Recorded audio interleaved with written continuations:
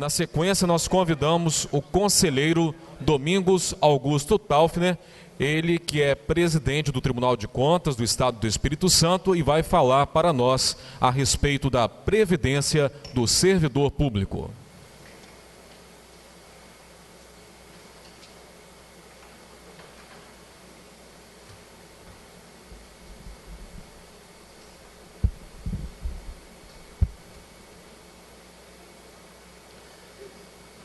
Destaco inicialmente a iniciativa do Instituto Rui Barbosa de executar no Brasil todo essa jornada científica, em que cada tribunal escolheu um tema para aprofundar.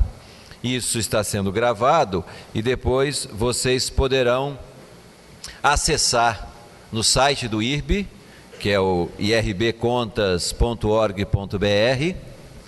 Já tivemos, na realidade até então, tem 20 debates entre os realizados e os previstos oficialmente, já tem 20, mas a intenção do presidente do IRB, conselheiro Sebastião Elvésio, que está aqui presente hoje, é de realizar nos tribunais de contas do Brasil todo, em cada uma jornada científica com tema. Já tivemos vários temas aí: transporte, organização da sociedade civil, licitações, auditoria, saúde, PPP, e hoje estamos tendo controle e previdência.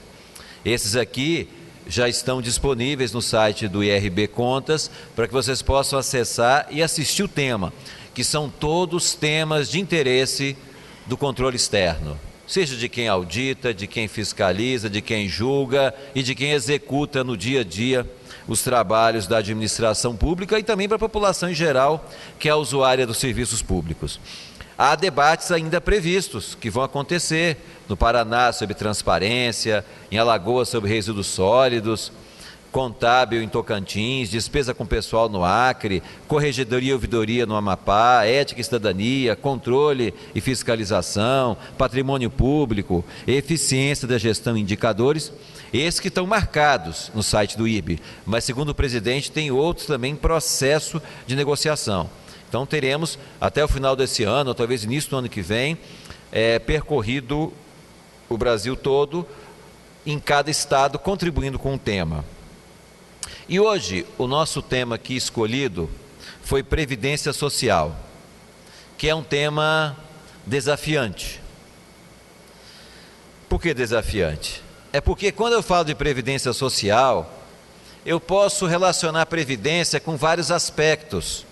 Eu posso analisar sobre o aspecto mais social. E esse é um aspecto importante, porque a previdência, ela abrange, ela ajuda as pessoas a se sustentarem naquele momento de infortúnio, na idade avançada, na invalidez, na doença, numa gravidez, numa detenção, em vários momentos em que a pessoa sofre um infortúnio, ela então é protegida pela previdência social. Então, nesse aspecto social, é o mais importante, é o aspecto que nós vamos destinar o apoio ao maior número de pessoas. Entretanto, nós não analisamos previdência somente sobre o aspecto social. Nós temos que também analisar sobre o aspecto econômico. Será que nós conseguimos pagar tudo a todos da maneira como deveria, ou que nós almejaríamos? É claro que não. Nós temos limites econômicos. Então, qualquer previdência, nós temos que levar em conta a questão econômica. Sem levar em conta a econômica, o regime de previdência pode estar fadado ao fracasso. E aí, é no aspecto político que é feito o equilíbrio entre o econômico e o social, e aí entra o aspecto jurídico, que leis são feitas, ou seja, a partir da Constituição, ou leis ordinárias, ou mesmo regulamentos, mas que vão estar equilibrando a proteção social com a limitação econômica. E aí, os órgãos de gestão, a própria gestão dos regimes de previdência, e os órgãos de controle também vão estar avaliando a situação contábil, a situação atuarial, os investimentos feitos, a gestão. Porque nós, órgãos de controle, A gente não consegue interferir diretamente na questão política, nós não fazemos a lei, mas de certa forma nós podemos dar indicadores para quem faz a lei para garantir se aquela lei, se ela vai ter conteúdo, tanto jurídico, tanto econômico, tanto social. Então são desafios que nós temos e são vários aspectos que a Previdência Social, que nós que atuamos no dia a dia da Previdência, meu primeiro trabalho público foi relacionado à Previdência, então atuei muito nessa área, continuo já atuando, até por causa do nosso trabalho aqui no Tribunal de Contas, e temos que analisar todos esses aspectos. Analisar só meramente um aspecto é uma análise limitada. Nós temos, é claro, aí questões que são preocupantes no tocante à Previdência, e a maioria revela-se na área econômica, né? Em 2013, por exemplo, nós tínhamos o índice entre população com idade ativa e população idosa de 9,3. Em 2020, deve ser 7,4. Em 2060, 2,3. Então, nós temos aí uma previsão de uma queda vertiginosa. Quer dizer, então, nós teremos muitas pessoas ganhando a aposentadoria e poucas contribuindo. Então, isso é um dado que nós temos que levar em conta. Há, sim, também pressões muito fortes para que aumente a aposentadoria. É legítimo, as pessoas querem ganhar mais, querem se aposentar mais cedo, mas isso é um problema. Nós temos que enfrentar esse problema. Não é fácil, mas é necessário enfrentá-lo. E porque também as informações que nós temos, que na grande parte dos países as regras são mais rígidas que a nossa. Inclusive isso eu até sugiro como pesquisa, né? Eu ainda não tive condição de fazer essa pesquisa de maneira mais profunda, para verificar direitinho como é que é nos Estados Unidos, como é que é na Europa, como é que são nos países islâmicos, no mundo como um todo, né? Porque as pessoas ficam falando muito mal do Brasil, o Brasil é ruim, ruim, ruim, mas tem locais aí que justamente os governos restringiram mais a aposentadoria. Então nós temos que equalizar isso e saber como funciona no mundo todo, até mesmo para saber se as nossas regras estão adequadas ou não. Não adianta termos regras bonitas e que atendam todo mundo, mas que não tenham sustentabilidade econômica. Nos nossos regimes próprios, depois nós vamos falar um pouquinho, o nosso assunto hoje aqui é mais previdência do servidor público, mas entendo que é importante essa introdução na previdência como um todo. Mas nos regimes próprios de previdência, nós temos situações preocupantes. Na União, nos estados, nas capitais, nós temos situação crítica de muito volume de valores a serem pagos, especialmente nos planos financeiros. E aí, devido às remunerações muito altas que o serviço público pagou no passado, agregações, decisões judiciais equivocadas, uma série de situações, os benefícios com as regras anteriores, que a pessoa não contribuía, até 98 não era obrigado a contribuir. Então isso causa um desequilíbrio muito grande no sistema. Alguns municípios que instituíram a Previdência após 98, já com as regras novas, têm uma situação um pouco melhor.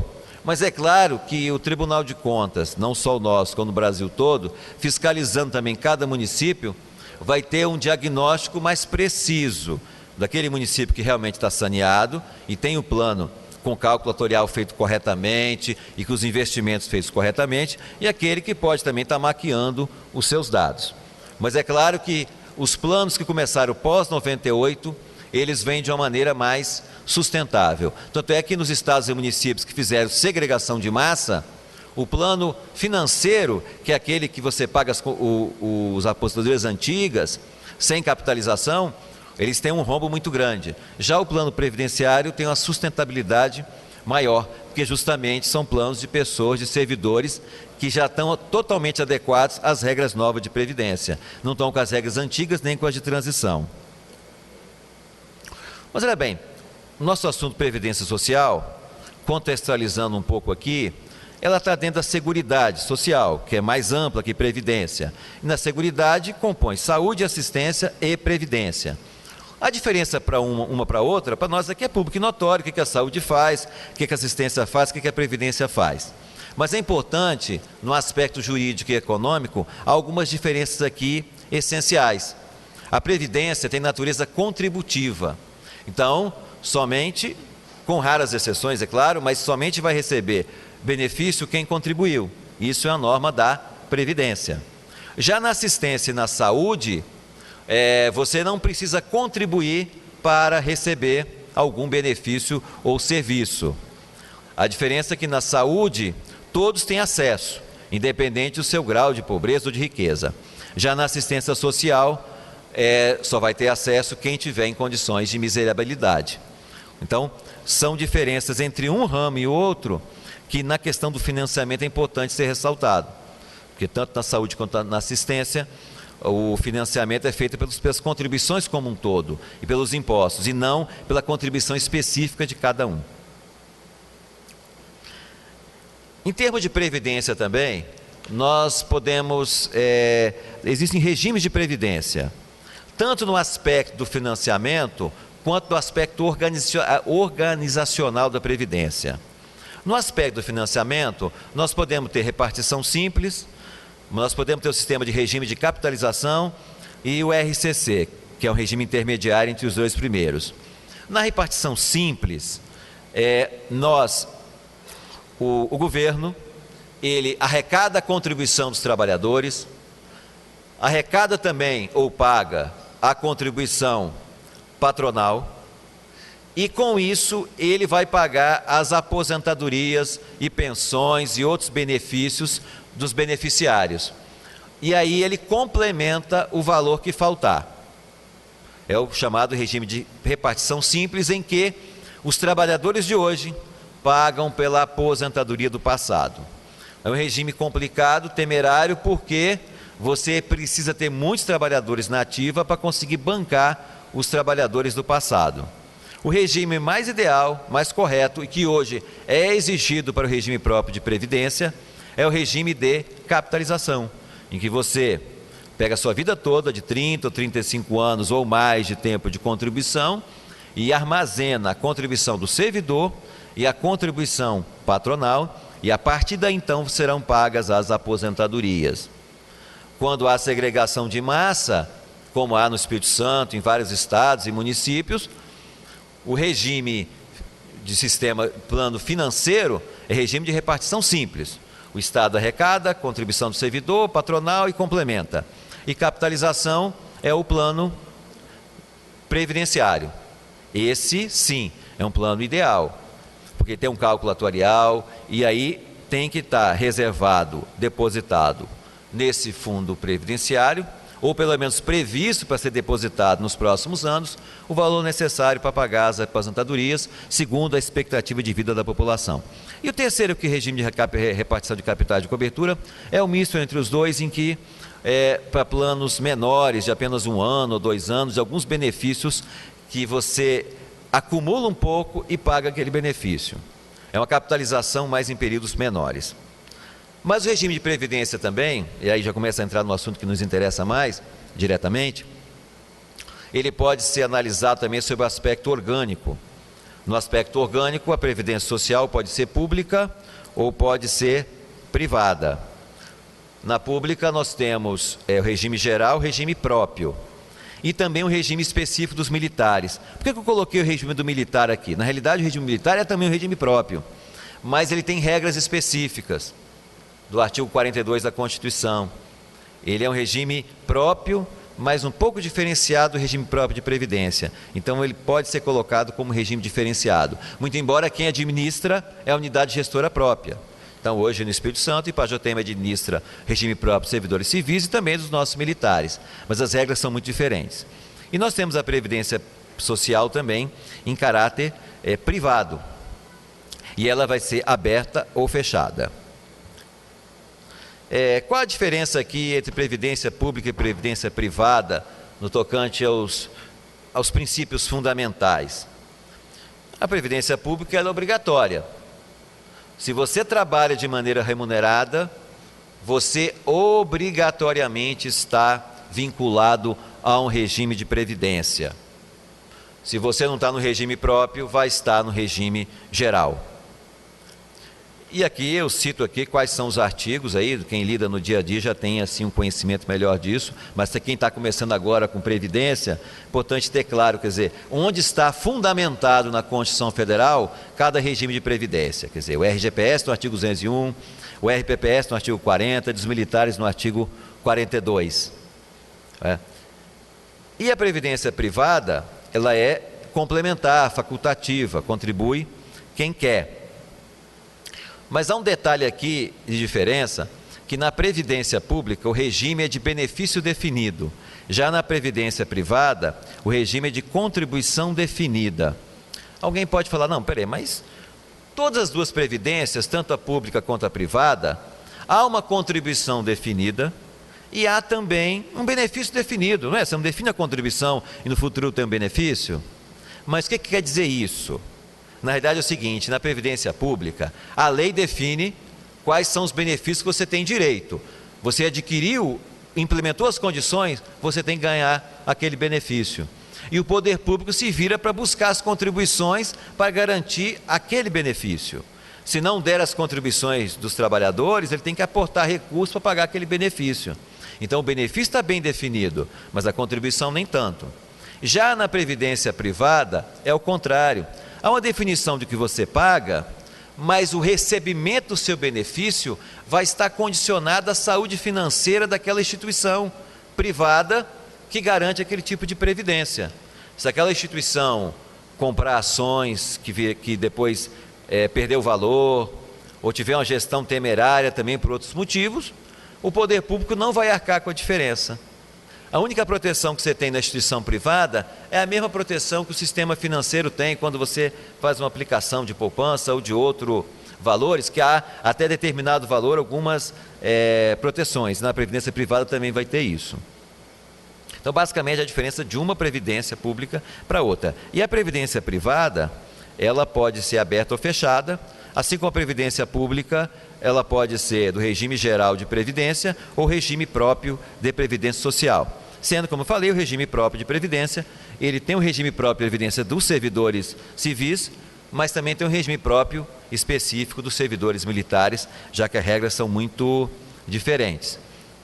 Na previdência privada, aqui é interessante agora para nós do serviço público estudarmos um pouco de previdência privada, que a partir da emenda 20 e depois consolidado mais pela emenda 41, criou-se a possibilidade da criação de previdência complementar para o servidor público. Então é interessante saber como funciona a previdência privada. Ela pode ser aberta. Aberta é aquela previdência que você vai num banco, numa instituição financeira qualquer, e lá faz um plano de capitalização, praticamente sem interferência nenhuma governamental. Tanto é que a fiscalização dessa previdência privada é pela Superintendência de Seguros Privados, do Ministério da Fazenda. Assim como o governo fiscaliza seguro, ele também fiscaliza a previdência privada. Essa modalidade aqui, PGBL ou VGBL, depende da forma que você vai pagar o imposto de renda. Na modalidade PGBL, você paga a previdência privada e pode descontar na sua declaração de imposto de renda. Mas quando você receber no futuro o seu benefício, vai haver desconto na fonte. Já a previdência privada VGBL, você paga, é como se fosse uma aplicação financeira comum. Você vai tendo rendimentos e nesses rendimentos, então, você vai ter uma cobrança de tributação, especialmente de imposto de renda. Mas o que interessa mais a gente é a previdência fechada. A previdência fechada, ela é para empresas grandes ou sociedade de economia mista e agora também para o serviço público, em que a pessoa aposenta, no caso da empresa privada e empresa pública, nós temos o limite do regime geral de previdência, em torno de R$ 4.600 e poucos reais. Então, um empregado, por exemplo, de uma empresa como Petrobras, Banco do Brasil e assim por diante, ele ganha, aqui no especial do Banesp, por exemplo, ele ganha até 4.000, quem ganha até 4.600 vai estar sempre no regime geral. Quem ganha acima disso, a diferença, ele pode pagar para a previdência privada fechada. A previdência fechada somente é disponível para os empregados daquela empresa que constituiu o fundo de pensão. Há um detalhe aqui que é importante o Tribunal de Contas fiscalizar, é que na previdência privada, complementar, fechada, que o poder público crie, ele não pode pagar mais do que a contribuição do trabalhador. Não pode acontecer igual acontece hoje, por exemplo, no Estado, em que o Estado desconta 11% do servidor e paga 22%. Isso é possível. Mas na previdência privada complementar, isso não é possível. Se você desconta do trabalhador um percentual, o percentual patronal, quer dizer, se o patronal for o poder público, é no máximo o valor, o percentual que você cobrou do trabalhador. É um limitador que está na Constituição para evitar que o poder público aportasse muito dinheiro na previdência privada. O máximo que o poder público aporta é o valor que foi descontado do trabalhador. Aqui temos o artigo 40, 14, 15 e 6 da Constituição, delimitou a questão da previdência complementar do servidor público, que segue um pouco dos parâmetros dessa previdência complementar que já existia para os empregados de grandes empresas. E aí é o seguinte, hoje nós não temos limite do RGPS no serviço público. O limite nosso é o limite do prefeito, do governador, do Supremo. Caso o poder público estadual, municipal, federal queira limitar que seus servidores tenham também o seu regime de previdência própria, o limite do regime geral, ele pode fazer isso, desde que seja para os servidores ingressantes após a lei e a instituição efetiva da previdência complementar, e que também disponibilize para os seus servidores a previdência complementar de forma facultativa. Quem era servidor antes da previdência complementar ser instituída, não é obrigatório entrar nesse sistema. Quem é depois, ele é obrigatório, está no limite até do regime geral, mas aí ele pode entrar ou não na previdência complementar. A Lei Federal 12.618, foi o governo federal, foi a primeira instituição de previdência complementar no Brasil, e que criou instituições para executivo, legislativo e judiciário, e que a partir de 2013 estão funcionando. O Espírito Santo já implantou, e temos aqui no Brasil alguns estados, no caso de Bahia, Minas Gerais, Rio de Janeiro, São Paulo, e tem outros estados aqui também que nós fizemos uma pesquisa, alguns estados fizeram a lei, mas ainda não instituíram plenamente. E é importante que os estados instituam até como uma forma de dar mais sustentabilidade à previdência do regime próprio. Bom, falamos seguridade, previdência, e previdência nós temos regime geral e regime próprio. Uma das primeiras delimitações importantes para nós separarmos o regime geral do regime próprio, e isso nas nossas entidades aqui, seja Tribunal de Contas, Administração Direta, Instituto de Previdência, nós temos agentes públicos que estão no âmbito público, mas não são filiados ao regime próprio de previdência. Quais são eles? Quem exerce exclusivamente cargo em comissão, os empregados públicos, as pessoas que têm contrato temporário, os servidores efetivos e cujo ente público não tem regime próprio, como ninguém pode ficar desprotegido da Previdência, se uma prefeitura não institui regime próprio, os seus servidores, mesmo que estatutários, são filiados obrigatórios do regime geral de Previdência. A pessoa que exerce mandato eletivo e que não tem vinculação com o RPPS. Então, a pessoa é eleita para deputado, vereador, prefeito, e ela não é servidora pública, então ela vai, também naquele período, ela vai ser segurada obrigatória do regime geral de Previdência Social. É claro aí que tem várias situações, que a pessoa que exerce 2 empregos, uma série de detalhes aí que aqui nós não estamos falando de regime geral, estou apenas colocando essa delimitação que é importante para a gente. E quais seriam as diferenças entre regime geral e regime próprio? No regime geral, não há pena de cassação de aposentadoria, não há bônus de permanência, atinge todos os trabalhadores não abrangidos pelo regime próprio. Quer dizer, no primeiro, olha bem, não há pena de cassação de aposentadoria. no regime próprio, alguns estatutos definem a pena de cassação de aposentadoria. Mesmo depois de aposentado, você então pode ainda ter um processo administrativo contra você, claro, respeitada a prescrição, e você ter cassado a sua aposentadoria. Já no regime geral, não. O regime geral entende que se a pessoa contribuir os 30 ou 35 anos, ela não tem que se falar em cassação de aposentadoria, tendo em vista uma infração que ela cometeu durante o período de trabalho dela. E essa vai ser também a tendência do serviço público. Porque antigamente nós não tínhamos aposentadoria com contribuição integral os 35 anos ou mais. Então, havia essa possibilidade. Então, hoje já tem regimes locais de estatutos que tendem a tirar essa pena de cassação de aposentadoria. Falei que não há abono de permanência. No regime geral existiu até 94. Agora, no regime próprio, nós temos. Já falei que atinge os trabalhadores. Há um limite, atualmente em 4663,75. Acima disso, você não contribui, também não ganha aposentadoria. No regime próprio, não tem esse limite, exceto quando é inserido previdência complementar. O RGPS, regulamentado no país como um todo, uniformemente. Aqui no Maranhão, tudo é igual. Regime próprio, não. Não vou explicar aqui depois como funciona o arcabouço jurídico do regime próprio. Tem segurados que podem ter um benefício sem contribuição.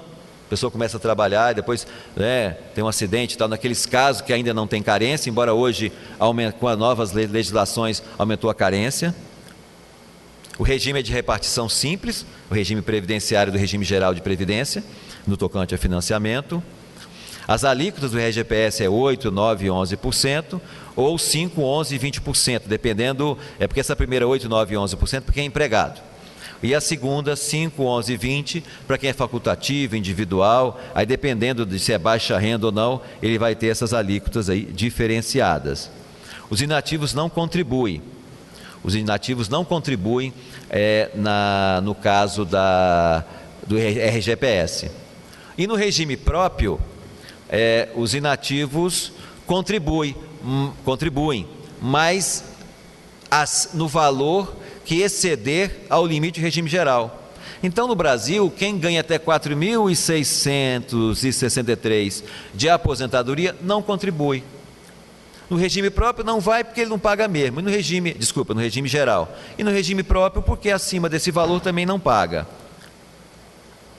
Aqui na realidade, do lado de cá tem basicamente o contrário aqui do que nós temos no regime geral. Então, algumas questões são semelhantes, mas aqui eu fiz questão assim de ressaltar mais as diferenças entre regime geral e regime próprio de previdência.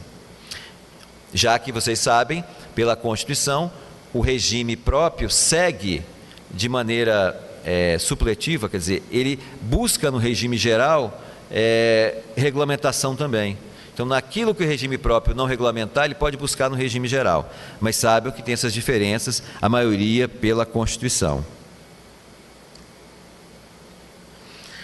E o regime próprio de previdência social, quando surgiu?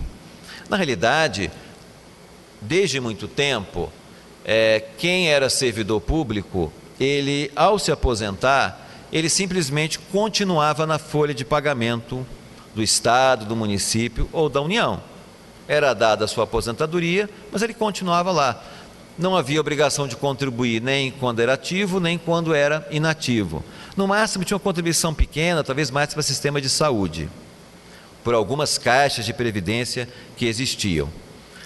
Mas o grande marco aí para nós definirmos regime próprio de previdência é a emenda 20/98, que ela exigiu a contribuição e colocou as regras de previdência de uma maneira mais realista, que até então, ela praticamente, as regras, a pessoa se aposentava, ficava na folha, com pagamento integral, sem precisar contribuir, e muitas vezes pelo último vencimento que ela tinha.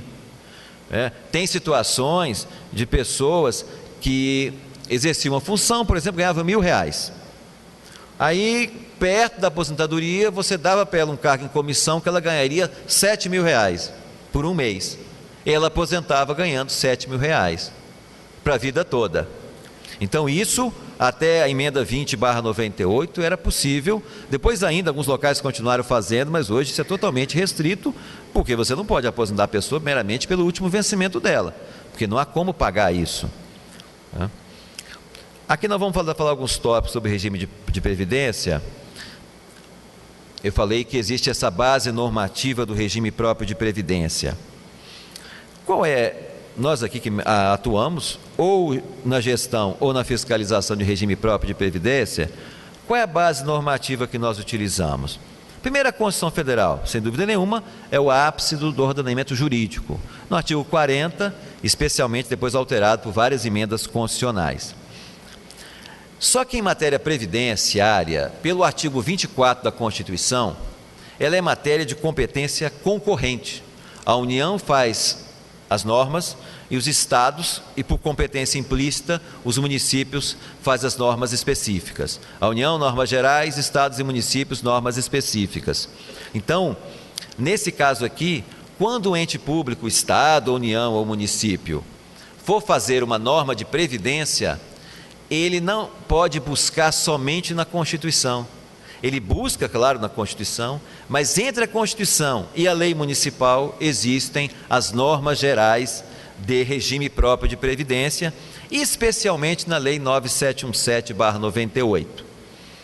E aí, essa lei delega também que atos normativos do Executivo Federal também vão vincular a própria União, estados e municípios na hora de elaborar, na hora de regrar o seu regime próprio de previdência. Depois vem a lei local do RPPS. Lembre aqui que eu falei que uma das diferenças do regime geral para o regime próprio é que no regime geral a agência é no país como um todo, em termos de legislação, ela é uniforme. No regime próprio, não. Há a Constituição, existem normas gerais, mas existem normas específicas. É claro que grande parte das normas do regime próprio estão na Constituição e nas normas gerais federais, mas existe uma certa flexibilidade para a própria União, estados e municípios coloquem normas específicas na sua lei e nos seus regulamentos. Um detalhe curioso aqui é que, em matéria de servidor público, nós temos servidor público ativo e o inativo. O servidor inativo, eu busco a regra na Constituição e nas normas federais.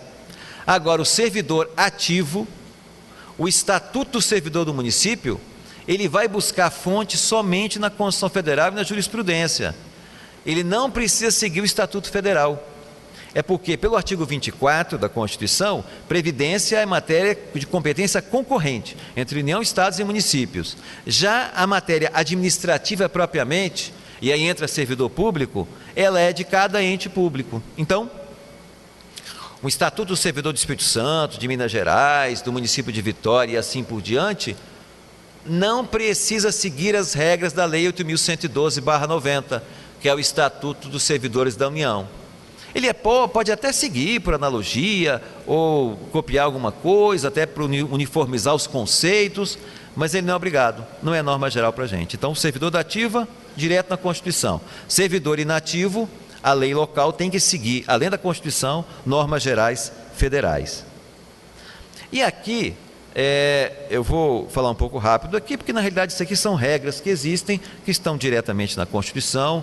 Eu estou buscando aqui falar os conceitos mais importantes, seja para quem está começando na Previdência, e talvez alguns aqui estão, ou alguns que forem ouvir depois das gravações, e outros também que estão no dia a dia, mas é sempre bom revisar alguns conceitos, porque toda hora tem mudanças, toda hora tem novas interpretações. Então nós temos um rol aqui de benefícios previdenciários que são bancados pelos regimes próprios de previdência. Você pode reparar que tem alguns benefícios que não estão nessa lista, que eu vou falar no final, que é salário família, auxílio reclusão, auxílio doença, porque no regime geral de previdência o INSS banca isso tudo. No regime próprio, regra geral, são bancados esses benefícios e outros benefícios, o próprio ente, servidor da ativa, é ele que banca. Em termos das regras previdenciárias, originadas da Constituição, nós temos basicamente aqui 3 tipos de regras. Interessa muito, quando nós vamos analisar qual regra que um servidor público está vinculado, quando que ele entrou no serviço público. Então, por exemplo, quem ingressou após 31 de dezembro de 2003, ele vai ter direito somente às regras permanentes do artigo 40. Mas se a pessoa, ela entrou antes disso, entrou até 16 de dezembro de 98, vai ter várias regras de transição. Se entrou até 31 de 12 de 2003, também vai ter algumas regras de transição, mas menores. Quer dizer, é porque até 98, a pessoa aposentava com 30 anos mulher, 35 anos homem, sem necessidade de idade mínima e também pela última remuneração. Quem já tinha o direito adquirido naquela época, aí tem a regra do direito adquirido, que é o terceiro tipo de regra, mesmo que aposentou depois das emendas, tem direito às regras da época que ele adquiriu o direito, sem dúvida nenhuma. Agora, aquela pessoa que já estava no sistema tem direito a regras de transição, que não são tão duras como as regras atuais, mas também não são flexíveis como as regras anteriores a 98. Então, quando você vai estudar a regra de previdência, regime próprio, atente para esse detalhe. Se a regra é permanente, é de transição ou é do direito adquirido. As regras permanentes, vou passar rapidamente por elas aqui. Basicamente, essa fala que a idade mínima é 60 anos, a contribuição tem que ser no mínimo 35 para homem, tempo no cargo 5 anos, e no caso da mulher 55 anos e 30 anos. É a regra geral das regras permanentes, para quem entrou de 2003 para cá. E para professor, a redução da idade e do tempo em 5 anos. O provento é calculado pela média, não há paridade, quer dizer, para quem entrou depois de 2003, se o servidor ativo ganhou, o inativo não ganha o mesmo. O inativo vai ganhar o reajuste geral anual que tiver. Mas o ativo pode ganhar plano de cargos, salários ou aumentos reais, que isso não repercute no inativo. Nós temos aqui outras aposentadorias também, por idade, 65 anos homem, 60 mulher, isso nas regras permanentes, para quem entrou depois de 2003. E temos a compulsória aos 70 anos de idade, com proventos proporcionais, que agora está para ser mudado. Já foi estendida a aposentadoria aos 75, o limite máximo para os servidores, para os membros de tribunais superiores, e existe projeto de lei no Congresso Nacional para estender para todos os servidores públicos a possibilidade de trabalhar até os 75. A compulsória me lembra bem que quando eu estava, durante 5 anos eu fui presidente do Instituto de Previdência, do IPANV, em Vitória, e naquele período nós começamos a fazer uma recepção para os novos aposentados. Nessa recepção para os novos aposentados, olhando a alegria ou tristeza das pessoas, o caráter mais psicológico, nós tínhamos 3 grupos. Um grupo chegava feliz, o outro grupo chegava muito triste, meio que deprimido, e um terceiro grupo muito irado, as pessoas assim com a raiva danada. O primeiro grupo feliz da vida é quem aposentava por tempo de contribuição, tranquilo. O grupo mais triste era o grupo que aposentava por invalidez, porque realmente aposentar por invalidez é uma situação muito difícil para a pessoa. Agora, o terceiro grupo que chegava irado, querendo continuar a trabalhar de qualquer jeito, arrancado à força do trabalho, era o pessoal da compulsória. Então, pessoas que realmente insistiam, e se a pessoa tem condição de trabalhar, eu acredito que é importante que ela trabalhe, e muitas pessoas que aposentavam morriam logo depois, que a pessoa realmente, o trabalho para ela era algo, e é fundamental. O abono de permanência foi instituído como forma de economizar para a Previdência, para incentivar que as pessoas continuassem trabalhando, mesmo após a implementação dos requisitos. Só uma pequena diferença jurídica, e isso é importante, embora isso já modificou tem tempo, então, se a gente não vai fiscalizar mais que 5 anos, você não vai pegar esse período. Mas só para registrar, a emenda 20, ela criou a isenção tributária. Depois a emenda 41 criou o abono de permanência. Na prática, para o servidor é a mesma coisa. Você contribui com 11%, você implementa as condições para aposentar, não requer aposentadoria, requer o abono de permanência, você então economiza 11%. Você deixa de pagar os 11% daquela contribuição. A questão é a forma contábil jurídica que era feita. De 98 a 2003 era uma isenção. Então, aquilo é computado como isenção. Você não pagava aquele valor. Aquele valor nem chegava aí para o Instituto de Previdência. Você é simplesmente isento. De 2003 para cá, você é descontado o valor de 11%, mas o município ou o estado te repõe 11%. Então aquele valor vai como contribuição. Você apenas é restituído, por isso que é o chamado abono de permanência. Então vale a pena esse registro dessa alteração jurídica, que se impacta em alguns índices, quando entra a contribuição, quando não entra uma contribuição. A pensão por morte também foi alterada pela emenda 41, então aqui está o critério dela, que é 70%, até o limite de regime geral, o servidor público recebe integral. Acima do limite de regime geral, ele vai receber o limite de regime geral mais 70% da diferença. Nós temos uma questão polêmica, que são as aposentadorias especiais para portadores de deficiência, atividade de risco e atividades sobre condições especiais. Então houve vários mandados de injunção impetrados no Supremo e resultou, inclusive, numa súmula vinculante 33, e que, no caso do inciso 3, que é aquele inciso que eu falei anteriormente, atividades sob condições especiais, como não há ainda uma norma própria do regime próprio de previdência, então você vai aplicar as normas do regime geral.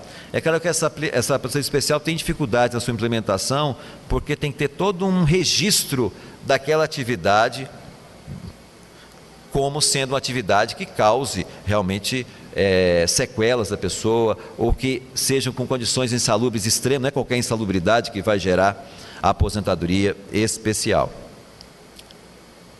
Aqui, na realidade, tem nessa transparência que vai ficar disponível um pouco do resumo das regras de transição para quem ingressou até 16/12/88, da emenda 41.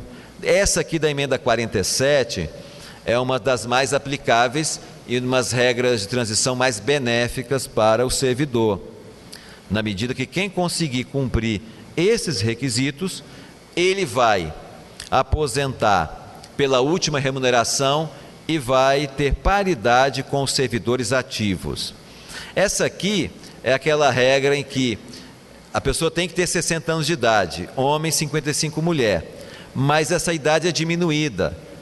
A partir do momento que você adquire os 35 anos de tempo de contribuição, se homem, ou 30, mulher, você, a cada ano que passa, reduz 1 ano da idade mínima. Então, se o homem tem 50 anos e 35 de contribuição, quando ele tiver 36 de contribuição, a idade mínima vai ser 59, depois 58, até chegar a um ponto que cruza os dois números e ele pode então se aposentar. Então, das regras de transição, quem se adequa na 47 é regra que cria melhores condições para a pessoa se aposentar. Depois nós temos outras regras aqui, quem entrou até 2003, e muitas vezes tem um detalhe que a pessoa pode entrar numa regra de transição para se aposentar. Tem uma regra de transição da emenda 41 que é muito dura. A pessoa se aposenta, mas tem um decréscimo muito grande na sua remuneração. 30%, 40%, 50%, dependendo da época que ela se aposenta. Mas aí ela pode não se aposentar, mas pode requerer o abono de permanência e aguardar implementar os demais requisitos do artigo 40 ou da emenda 47.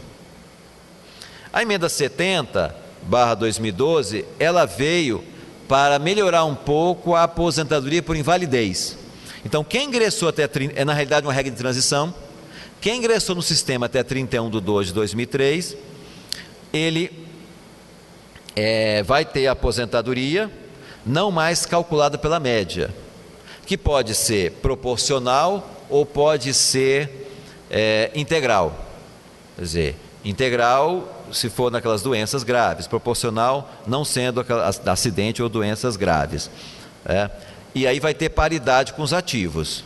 E também esse novo direito é extensivo às pensões. Mas aqui continua sendo integral ou proporcional. É claro, como não é mais calculado pela média, desaparece aquela polêmica.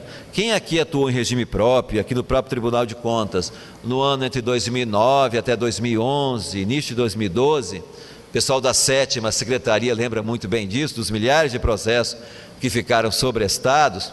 Houve uma polêmica entre o Tribunal de Contas e os institutos de previdência sobre a questão da aposentadoria proporcional. Qual era a forma de proporcionalizar a média? Então, dependendo de um critério, o valor era um pouco maior, no outro critério era menor. Aqui, como não calcula mais pela média, então, vamos dizer, essa polêmica desapareceu.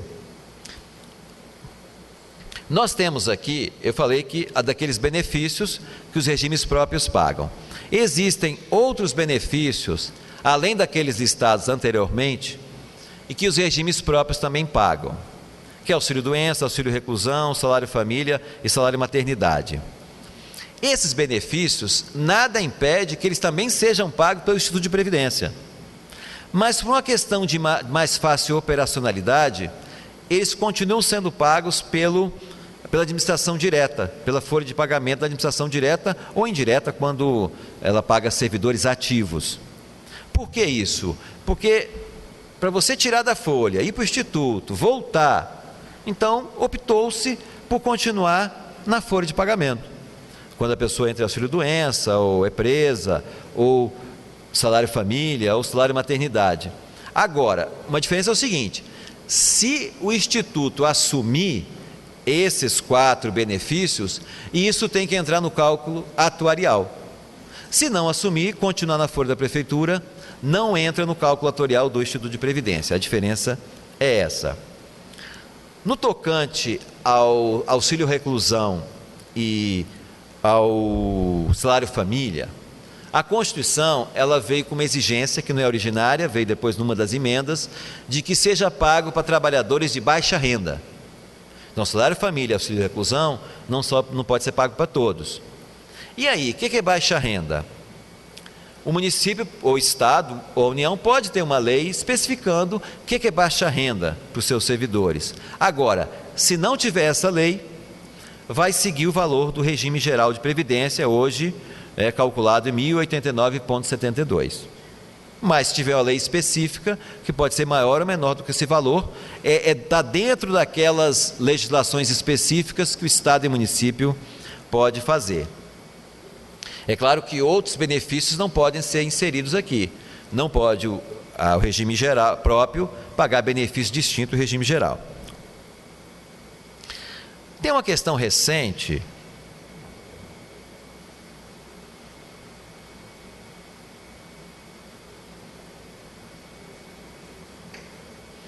o governo federal no ano passado editou a medida provisória 664/2014, que foi convertida em lei recentemente com algumas alterações.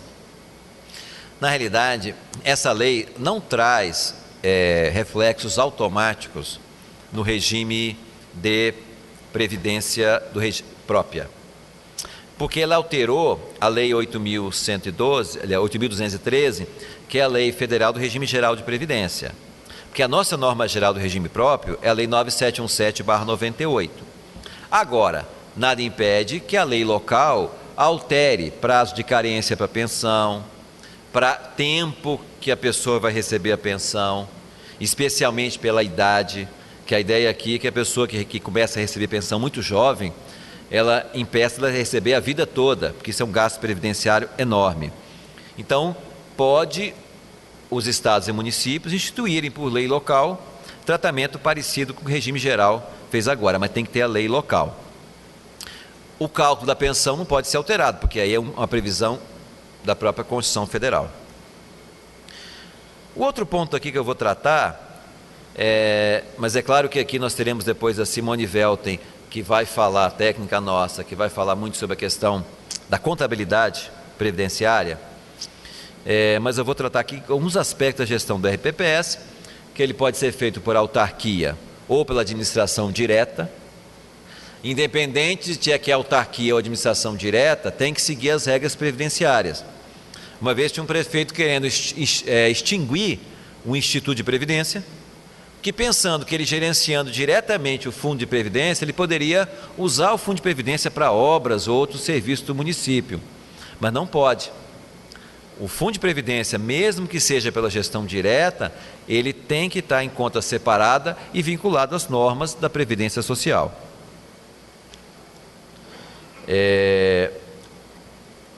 Um detalhe também dos regimes de previdência é que nós temos regime próprio, nós temos regimes muito pequenos no sentido mesmo de número de servidores, e regimes como IPAJM ou das capitais ou de outras capitais do Brasil que são maiores. Regra geral, quanto menor o município, quanto menor o regime, exige muito mais conhecimento do gestor. Por que isso?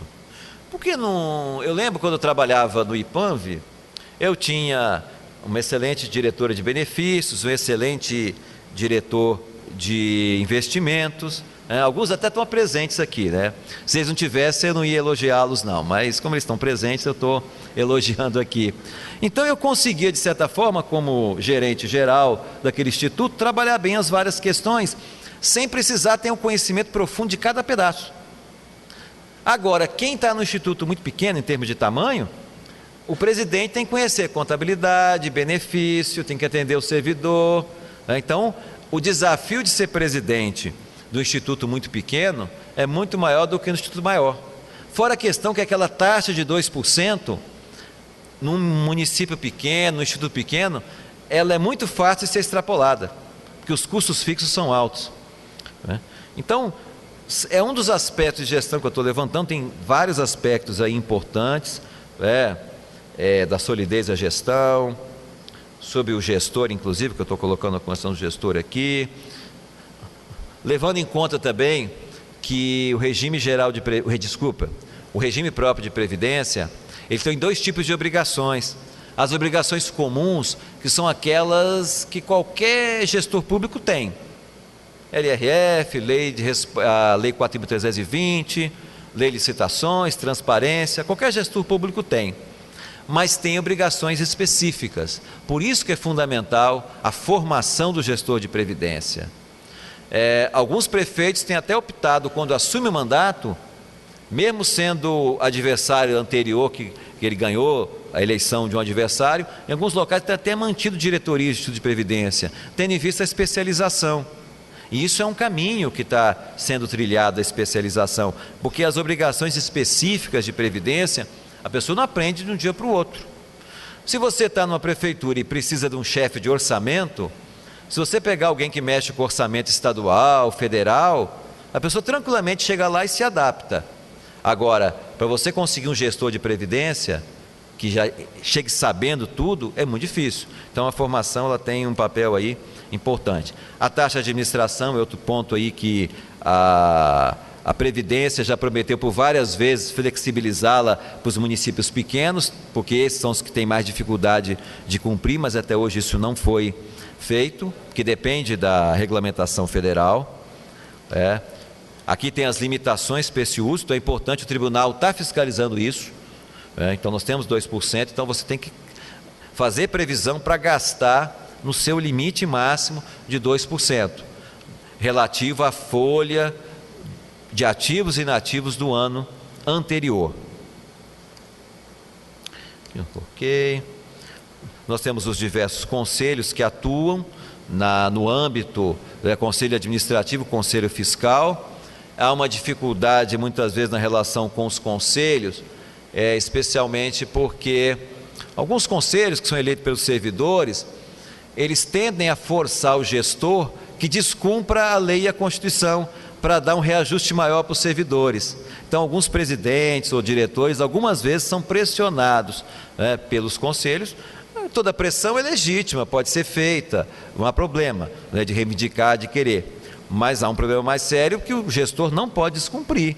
Porque se ele descumprir, o seu município, o seu estado pode perder o CRP e perder investimentos ligados a transferências voluntárias. eu fiquei sabendo agora que a ABPEM, que é a Associação Brasileira de Estudo de Previdência, está preparando a formação dos conselheiros de Instituto de Previdência.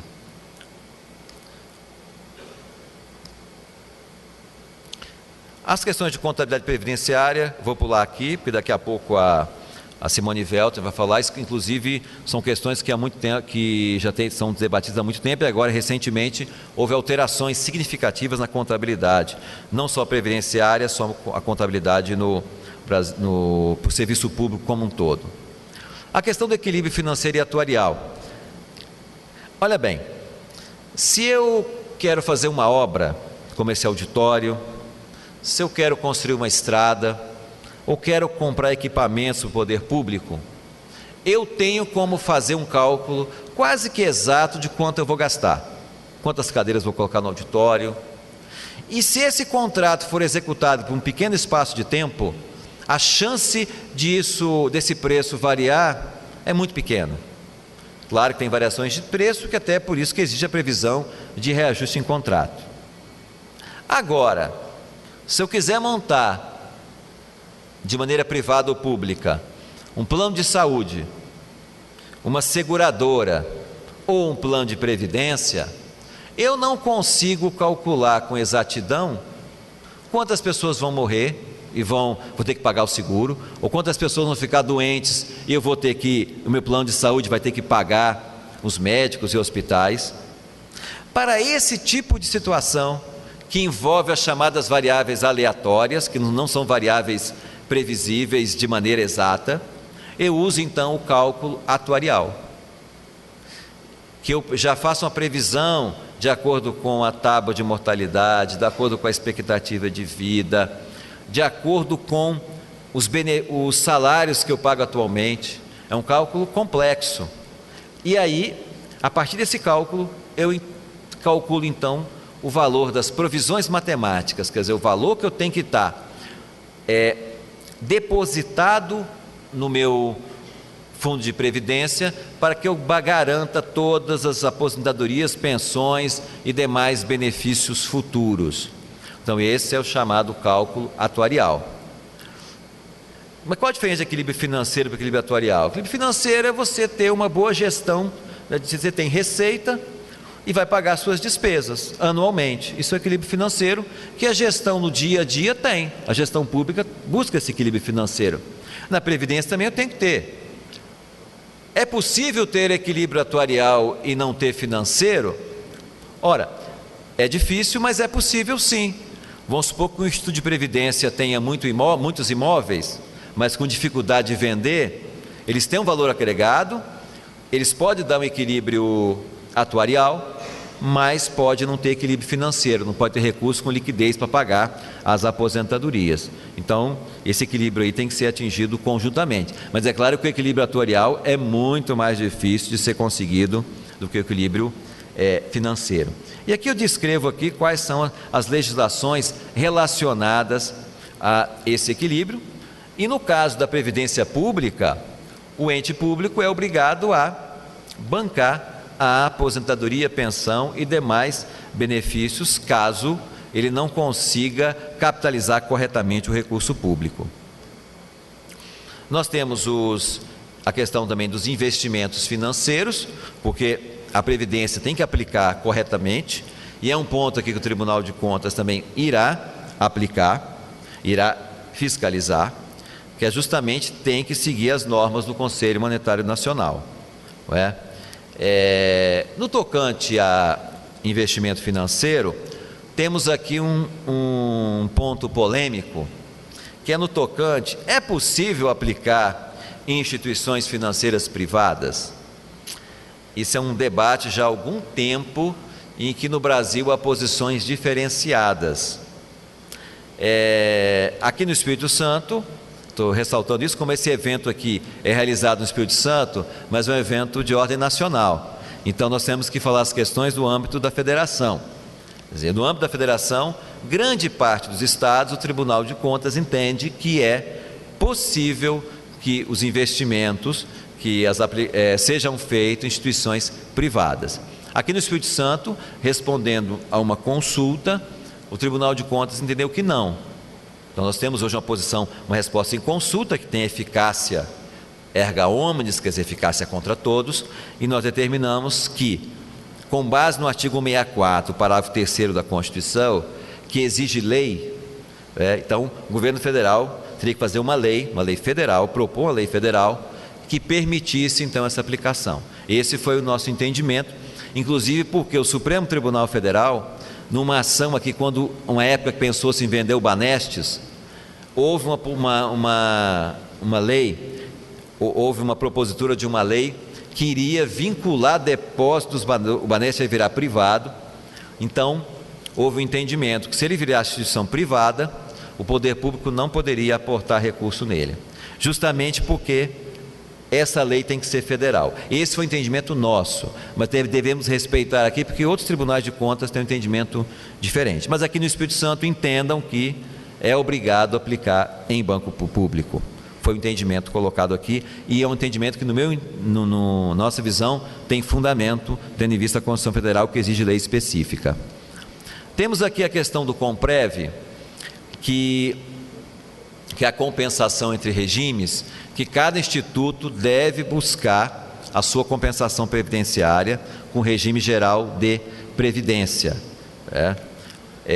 Aqui eu só vou ressaltar um ponto que mudou com a Lei 13.135/2015. Ela não há mais aquele prazo para requerer o estoque. O que é o estoque? De 88 até 99, quando o Comprev foi instituído, há um valor aí considerável, e que os municípios e os estados tinham até maio de 2013 para requerer. Foi um prazo que foi sempre prorrogado. Então agora não há mais esse prazo, então quem perdeu esse prazo pode continuar requerendo. Esse também é um ponto que o Tribunal de Contas pretende fiscalizar muito, porque muitas consultorias ofereciam, ainda oferecem aos institutos, muitas vantagens para recuperar esse valor aqui, mas na prática é uma oferta indevida. Muita gente blefava, dizendo que conseguia recuperar dinheiro do INSS. Então, eu sei que em alguns casos teve instituto já que assinou contrato, pagou valores altos, mas não conseguiu recuperar esse dinheiro desse estoque aqui. Mas eu lembro que houve muita oferta de consultorias nesse sentido. CRP, quais são algumas questões que eu queria ressaltar aqui, relacionado ao regime próprio de previdência? Estamos indo para a parte final do nossa fala aqui. Existe uma regra de que você não pode vender ativo para pagar salário de servidor. É uma regra da Constituição. Você não pode usar receita de capital para pagar despesa de custeio ou de pessoal. É uma regra, mas que tem uma exceção, justamente o regime de previdência. Então o Instituto de Previdência pode vender ativo para pagar a aposentadoria. Por que isso?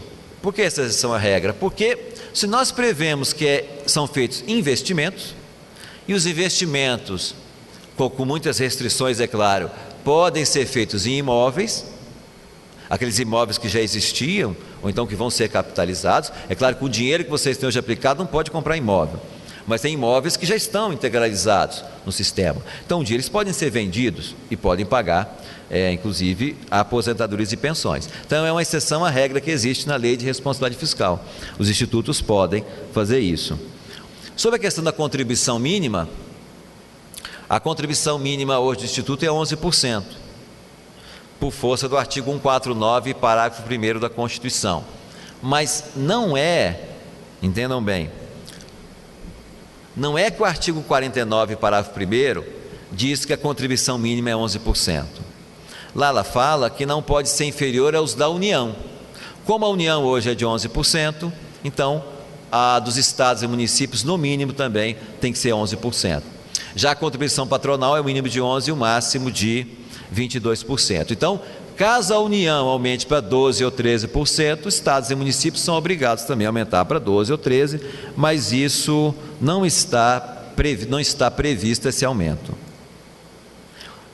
Quero ressaltar aqui, ao final da apresentação, que existem várias entidades. Um detalhe que eu destaco, conhecendo a Previdência Social, nós temos várias entidades representativas de previdência. Em nível nacional, nós temos a ABPEM e a ANEPREM, são duas entidades representativas do Instituto de Previdência em nível nacional, e temos as entidades estaduais, e essas entidades têm cumprido um papel fundamental na formação dos gestores de regime próprio de previdência. Isso em relação a outras entidades que existem no âmbito da administração pública, de outros, porque cada segmento tem, secretário de Fazenda, de Saúde, vários segmentos. Eu conheci várias dessas entidades, mas devo dizer que as entidades de previdência, eu sempre ressalto isso, que tem esse papel aí fundamental na formação.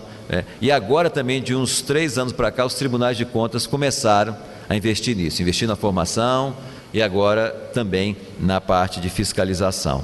Então agradeço aí vocês aí, a oitiva da minha fala aqui, e desejo que esses conhecimentos aí possam se alargar para todos nós. Muito obrigado.